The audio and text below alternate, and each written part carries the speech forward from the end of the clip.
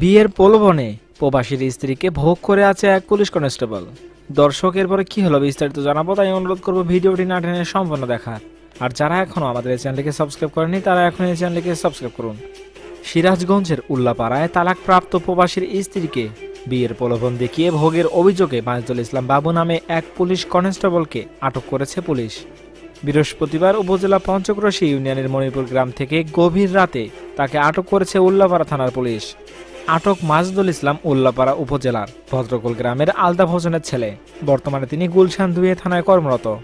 উপজেলার পঞ্চক্রোশী ইউনিয়নের মণিপুর গ্রামের ওই নারী শুক্রবার উল্লাপাড়া মডেল থানায় দেওয়া অভিযোগপত্রে বলেন, ১২ বছর আগে ভদ্রকুল গ্রামে শাহজাহান আলীর ছেলে বিয়ের পর তাদের একটি পুত্র সন্তান জন্ম নেয়।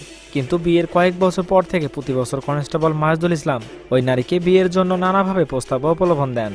গড়ে ওঠে তাদের প্রেমের সম্পর্ক। এক পর্যায়ে স্বামী আমিনুল ইসলামকে তালাক দেন ওই নারী। এরপর তার বাবার বাড়িতে চলে যান সে। মাজেদুল তালাকের পর থেকে ছুটিতে বাড়িতে এসে নিয়মিত ওই নারীর সঙ্গে যোগাযোগ করে তাকে বিয়ের প্রতিশ্রুতি দিয়ে অনেকবার ভোগ করেছে। মাঝে কিছুদিন গাজীপুরের একটি বাসা ভাড়া করে বিয়ের প্রতিশ্রুতিতে নানা কৌশলে তাকে বাসায় নিয়ে রাখেন। পরে তিনি তাকে বিয়ে না করে বাড়িতে পাঠিয়ে দেন।